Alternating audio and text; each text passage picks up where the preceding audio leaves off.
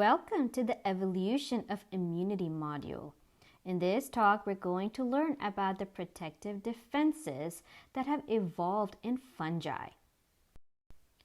We will begin with looking at the characteristics of the immune system in higher organisms and then learn about the different mechanisms that fungi use to defend themselves. The immune system in higher organisms is highly evolved, and this is due to the fact that many different types of organisms are able to cause diseases in higher organisms. Thus, the higher organisms have to have mechanism to provide protection against these different types of pathogens. The pathogens can be viruses, which we should note are non-living organisms, or they can be unicellular organisms like bacteria. Fungi are also known to infect higher organisms, and fungi can be unicellular or multicellular. Protists, which are eukaryotic organisms, can also infect higher organisms, and worms like helminths are also known to cause infections in higher organisms. Thus, the higher organisms have a variety of organisms that they have to defend themselves against. They are able to do so by producing many different types of antimicrobial compounds, as well as synthesizing different types of proteins that help in the recognition of pathogens. They have also evolved mechanisms to make variations of same type of proteins that enable in the recognition and elimination of different types of pathogens. The immune system of higher organisms also retains the memory of pathogens.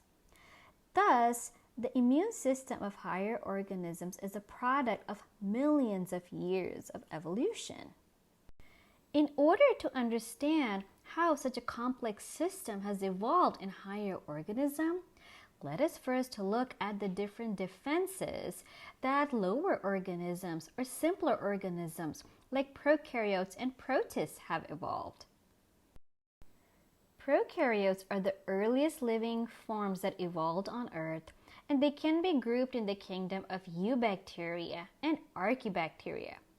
Prokaryotes are unicellular, and they do not have membrane-bound organelles inside their cells. They compete with each other for space and nutrients, and so they have evolved different mechanisms to protect themselves from other organisms. These include the production of toxins to prevent the growth of other types of prokaryotes or even simpler eukaryotes. Additionally, prokaryotes can be infected by viruses, and thus they have mechanisms to protect themselves against viruses. This is usually done by preventing the absorption and entry of viruses, synthesizing enzymes like restriction endonuclease that can degrade viral DNA, disrupting the viral life cycle, and evolving the CRISPR-Cas system, which is a system that is able to not only protect against viruses, but maintain memory of viruses that have infected the organism previously.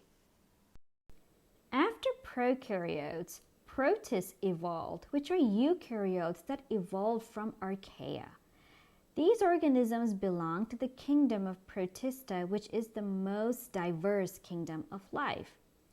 Protists have evolved different mechanisms of protection, which include producing toxic substances that can prevent the growth of other organisms like prokaryotes. This is an evolutionarily conserved mechanism which we see in prokaryotes as well. Protists are eukaryotes, and hence they have membrane-bound organelles like lysosomes.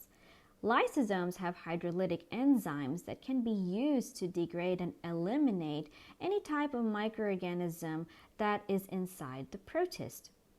Protists also produce extrasomes, which are membrane-bound vesicles that have compounds in them that can be delivered to the environment by exocytosis and defend the protist in that manner.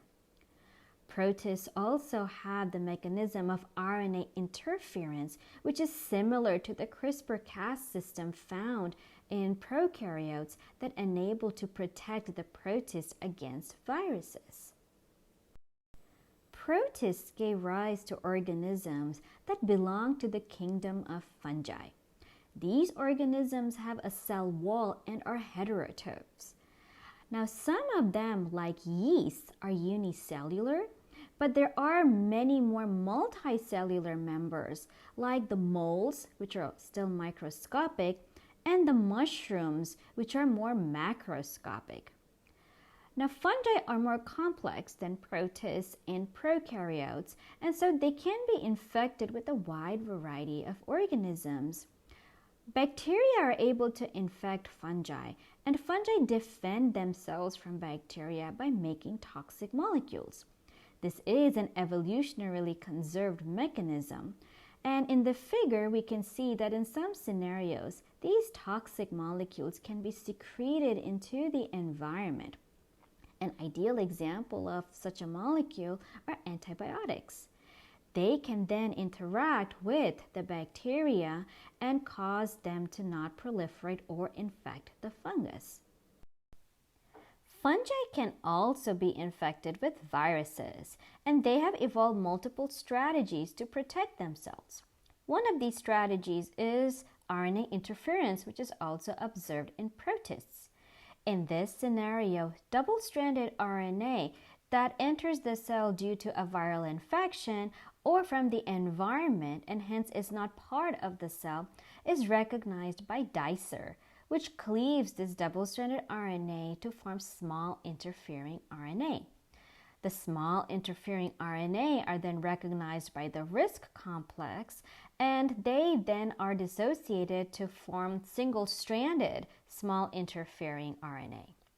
Now, when the fungal cell is infected by a virus, or if other foreign DNA entered the fungal cell that is complementary to the small interfering RNA, then the small interfering RNA associated with the RISC complex is able to form complementary base pairs, and the RISC complex then degrades that RNA that entered the cell.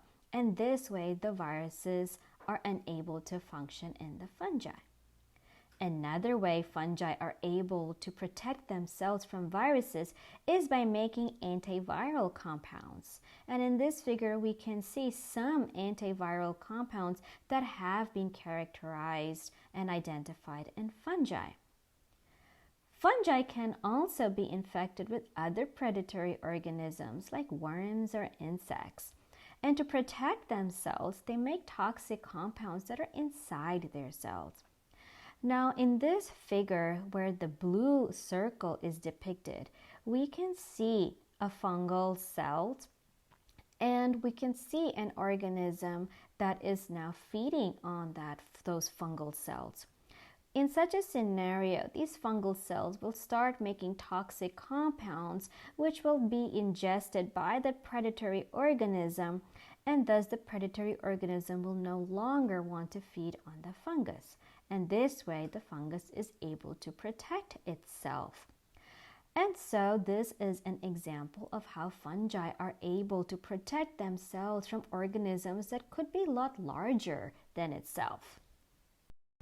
With this, we come to the end of our talk, where we learned about the different mechanisms that higher organisms use to defend themselves, followed by learning about different mechanisms that fungi use to defend themselves. These include the presence of a cell wall that form a barrier, the synthesis of antimicrobial compounds like antibiotics or antiviral compounds, RNA interference to defend themselves against viruses, and the synthesis of toxic compounds to defend themselves against predatory organisms.